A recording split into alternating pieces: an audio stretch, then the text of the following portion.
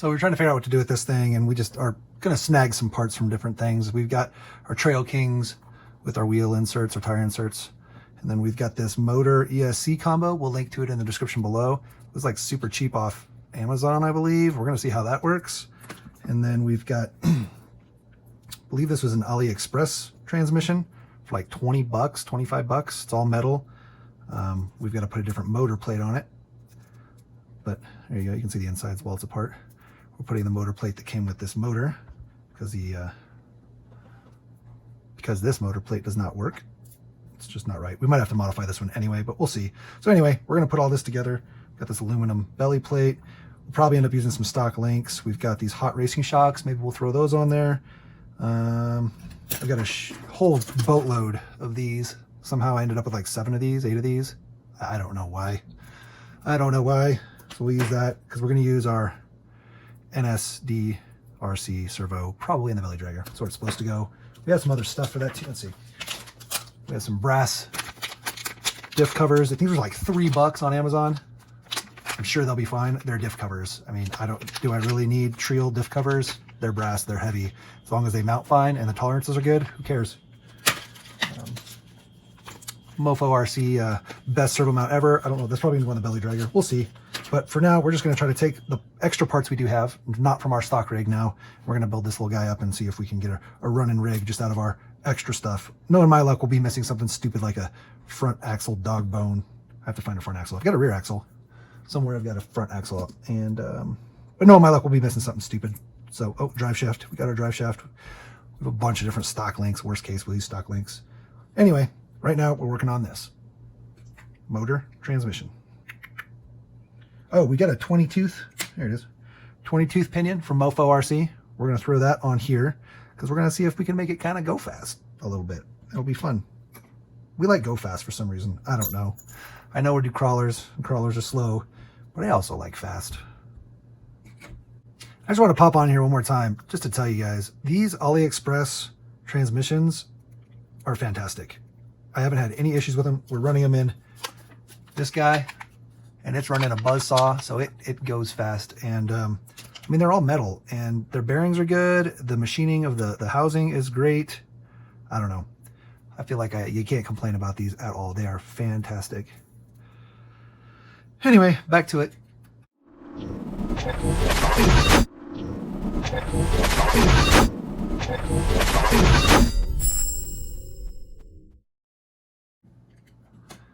All right, so we kind of got this guy together a little bit more. We're still kind of using stock axles and stuff. I don't know. We got a better servo. We had to steal some stuff off of this stock guy just because I want to have this ready for this weekend. So we're putting on what we can. I've got some new axles coming. I have servos. I might swap this servo. I just didn't take it off the axle yet. Anyway, we're doing this now. This is a Dilwee 050 motor, the 50 motor, which is in here. And it's a 66T and then brushed ESC 30 amp. And the whole combo came with like a motor plate, this, and the motor. And I think it was like 17, 18 bucks. I think there might be some cheaper listings out there. I'm not sure. This is directly from Dilwee, so that's where I got it. And we'll see how it goes. I know these aren't really crawler ESCs, but I think they have like a better high end than a low end, but that's okay because we kind of want to go fast with this little buggy. So we'll see how it is. It was cheap anyway. We're going to resolder this thing and pull some of this stuff out. We don't need the on-off switch. I don't like how this motor part is. So we have this. We're going to put that there, shorten that up, get rid of this adapter. For some reason, it's got a JST plug and then an adapter, and then you plug your motor in here. Kind of odd. I don't know. But we're going to take that off, put this on there. Take off the power switch, and then I guess we'll just leave these for now. I don't know if we're going to shorten them. We'll see.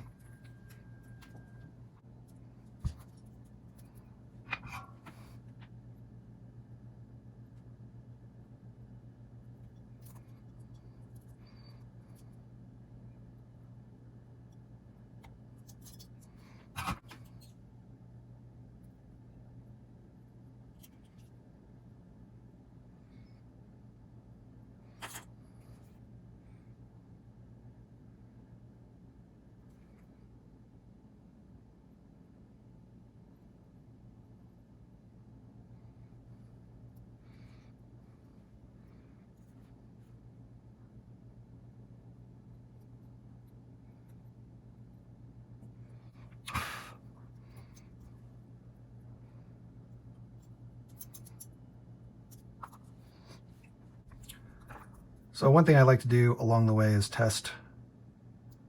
Every time I solder something, I try to test it. So we just did the motor, so we're going to test the motor.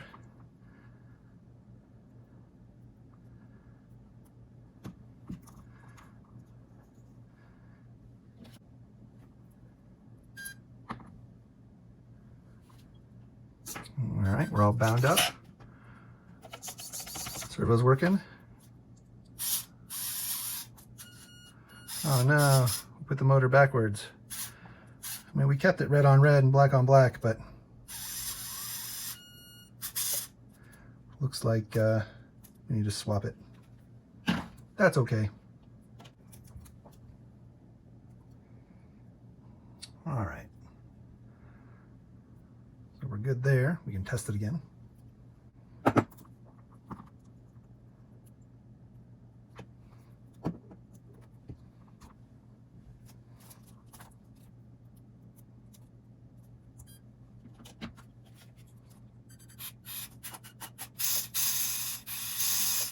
Okay.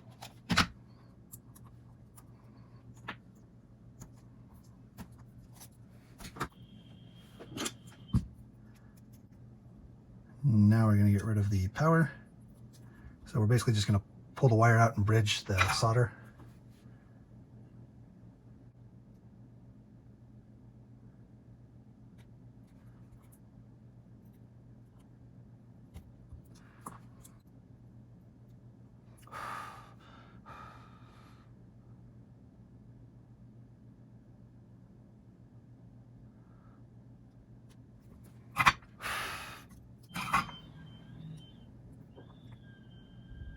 All right, so now we got the power bridged. Let's test it.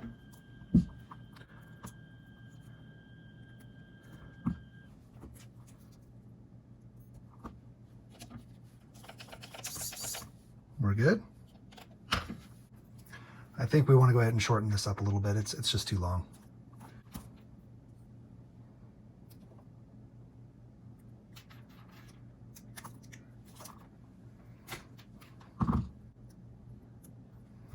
And we're actually resoldering everything onto this side of the board. Well, except for maybe this power cable, but maybe we'll switch it too. We're going to switch it to this side because this side already has all the chips lifted and this, and we'll have more of a flush flat side on this side of the board if we move the wires from here to here. So that's kind of what we're doing here.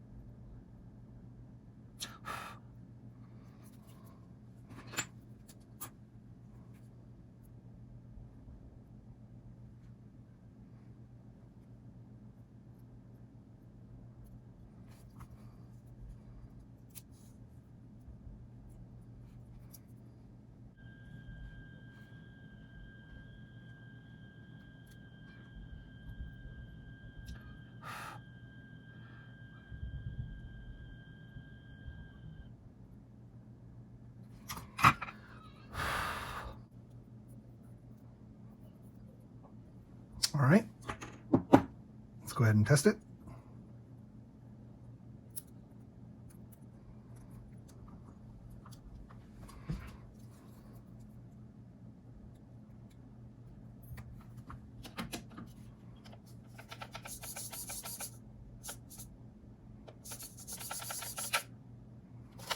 All right, seems good. We can just double check and test our motor as well.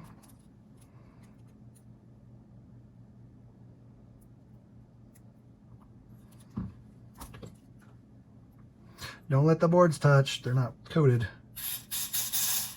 Seems good.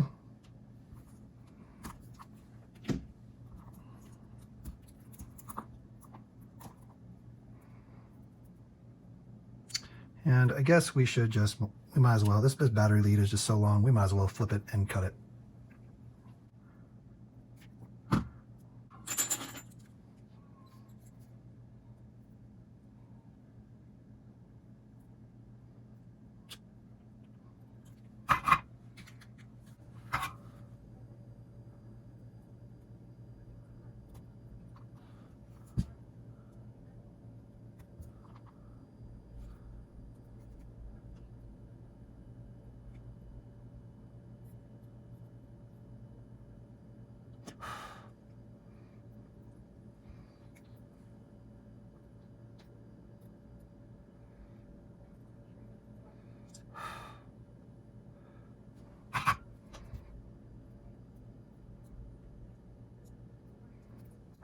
All right, we should be good.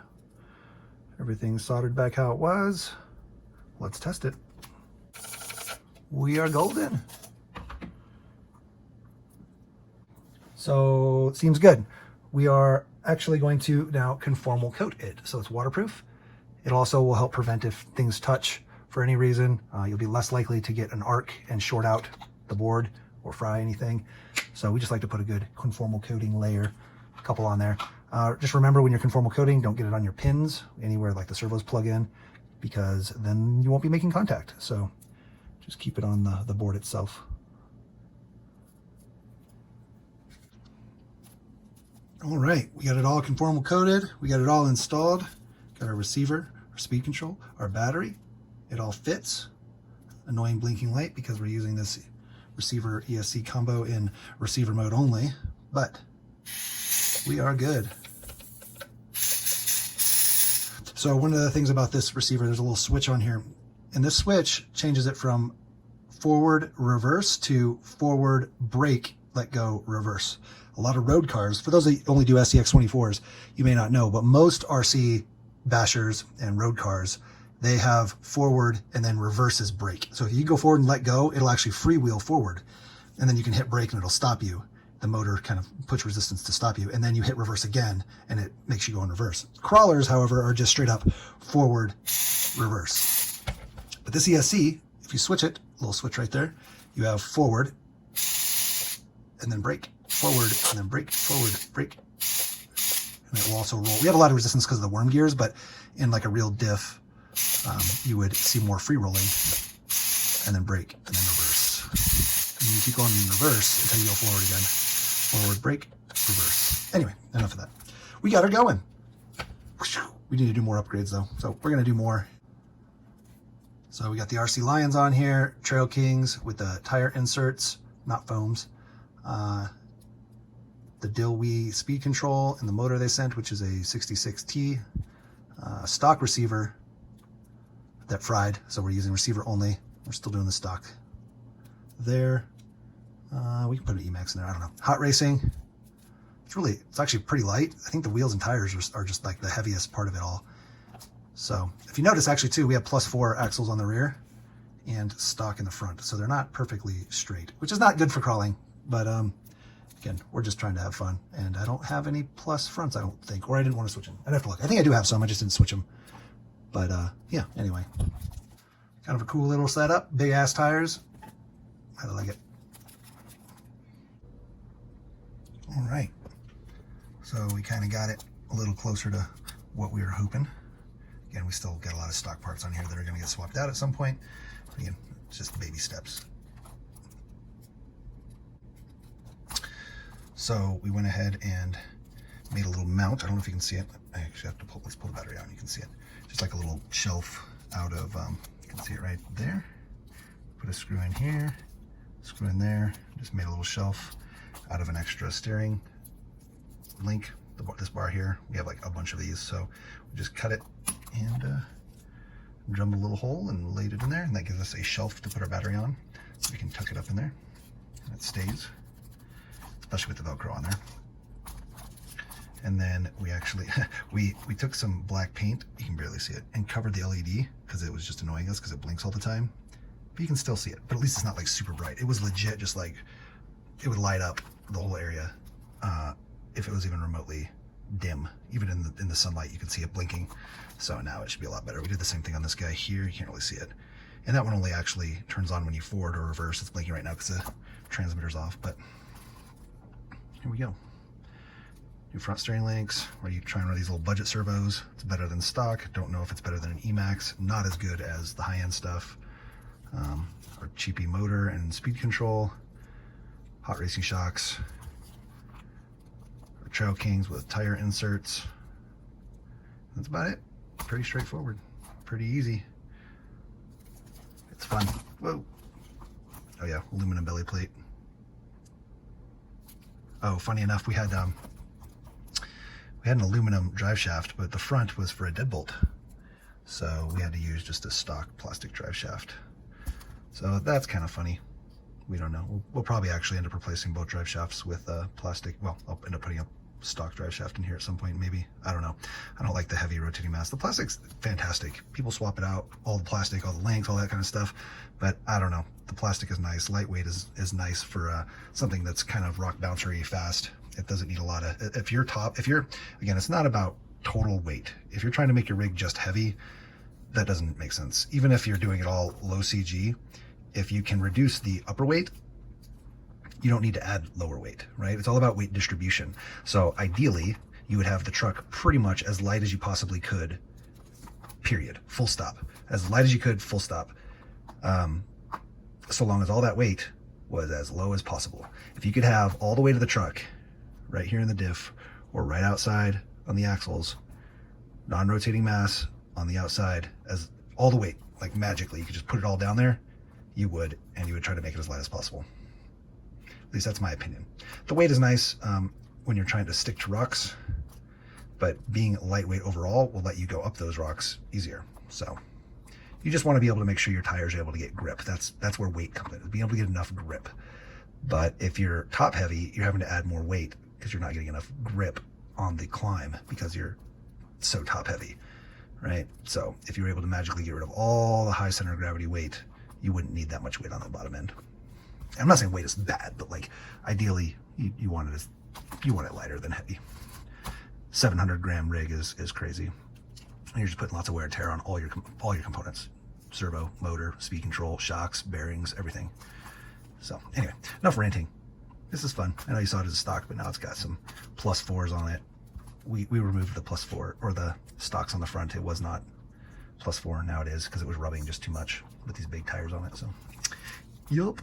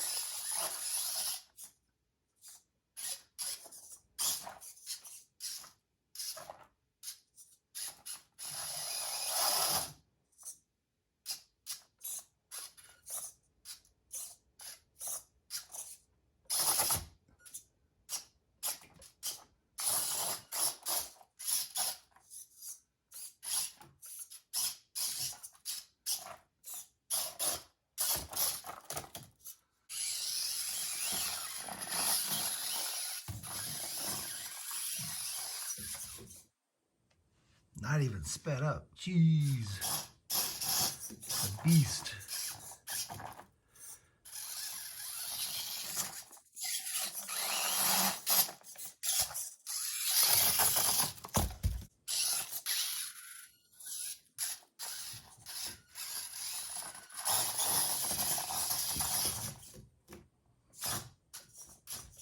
Oh, we fell into the pit.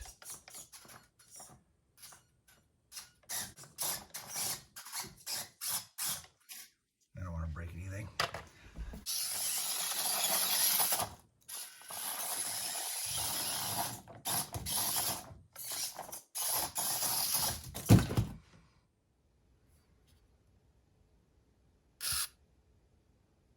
Look at the dog bone pin.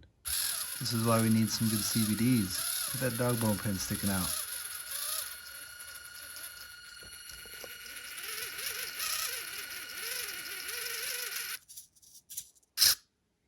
Yikes.